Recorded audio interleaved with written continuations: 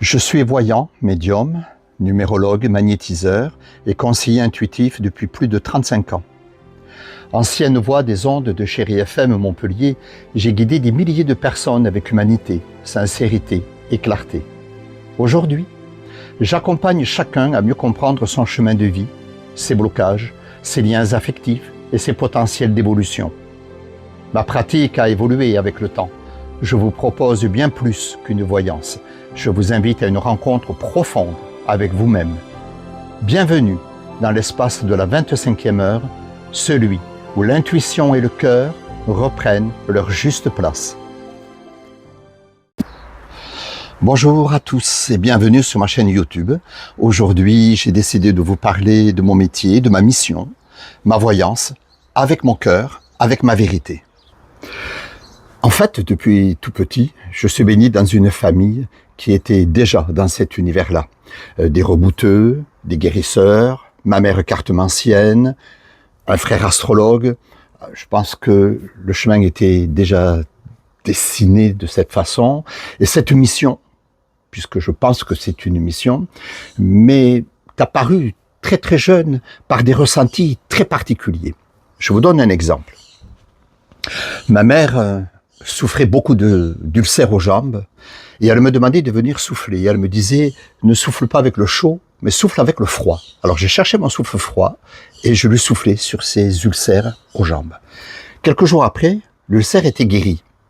Mais moi, je mettais ça sur le compte des médicaments que le médecin, quand il était venu, lui avait prescrit. Et elle, qu'est-ce qu'elle a fait? Elle a ouvert la table de nuit et elle me regarde en me disant, regarde, je n'ai pas ouvert les boîtes de médicaments. C'est toi qui as fait ça. Donc évidemment, on commence à se poser pas mal de questions. Le deuxième exemple que je voudrais vous donner, qui a été très flagrant pour moi et très, très important, c'est lorsque je quitte la maison un matin, j'ai le voisin du dessus qui descend, qui me passe la main dans les cheveux, qui me dit « Alors, Pichou, comment ça va ?» À ce moment-là, ça a été incroyable. Je n'avais plus rien, en fait, qui était là, je n'entendais plus, je l'ai vu, allongé, les yeux fermés, les mains sur la poitrine, des cierges. Pour moi, il était mort. Donc je rentre à la maison, j'ai dit « Maman, voilà ce que j'ai vu. » Et elle m'a dit « Oh là là, on verra bien.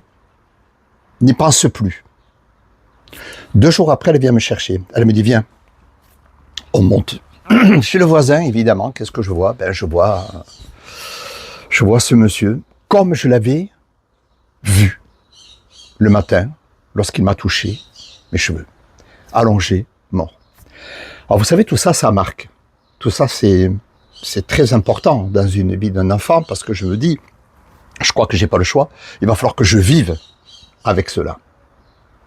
Deuxième question que vous me posez, c'est comment ça se passe lors d'une voyance? Que ressentez-vous? Un de mes maîtres ésotériques m'avait dit, lorsque tu connaîtras les secrets de ton futur, tu oseras dans le présent pour mieux te taire sur ton passé. Et en fait, c'est ce que je fais. Je fais remonter un peu le passé, je fais descendre le futur, et là, j'aligne tout. Et là, il y a tout qui se met en place, un peu comme mon tarot, par exemple, s'anime, je ressens, je vois, j'entends de la musique, j'ai des odeurs, je sais plein de choses sur cette personne qui vient me consulter. Alors c'est pas évident, parce que des fois j'aimerais avoir notre métier plus tranquille, parce que des fois je vois pas des choses toujours très sympathiques, et c'est à moi de décider ce que je peux dire et ne pas dire, tout en restant fidèle à ma voyance. C'est-à-dire, je ne trahis pas mes intuitions profondes. Je dois dire, mais je dois être très diplomate, très psychologue, parce que on ne sait jamais. Donc, vous voyez, c'est véritablement quelque chose, un art. C'est tout un art, cette mission que j'ai. La troisième question, c'est pourquoi avoir choisi de continuer dans ce chemin? Alors, j'étais avant à l'international, j'étais un fonctionnaire à l'international, et donc j'avais un métier qui me plaisait beaucoup. Mais quand j'étais petit, mon père m'avait dit une chose importante.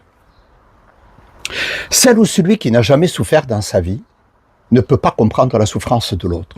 Parce qu'il n'y a pas d'échelle de la souffrance. Il n'y a pas une petite échelle ou une grande échelle, il y a la souffrance. Donc ça veut dire que si quelqu'un souffre, il n'y a pas de petite souffrance, pas de grande souffrance. On doit l'écouter, on doit être là, on doit l'amener, c'est ce que je fais.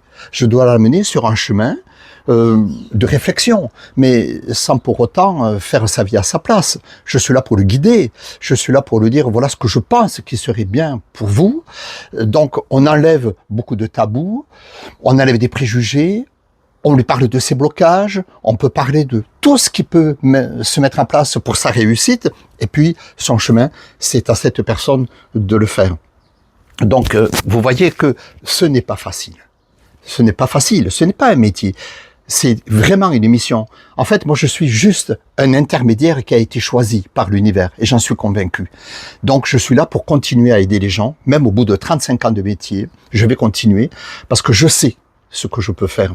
Alors, si quelqu'un a besoin, évidemment, d'une voyance standard, je pense pas que je sois l'homme de la situation. Ma voyance, elle est très particulière, elle est authentique, mais elle est loin des standards. Voilà, pour vous parler de ma passion, de mon métier au quotidien. On en reparlera dans une autre vidéo un peu plus détaillée, où je vous donnerai les différences entre voyance et médiumnité. N'oubliez pas de vous abonner à ma chaîne YouTube si ce n'est déjà fait. Il est temps pour moi de vous quitter.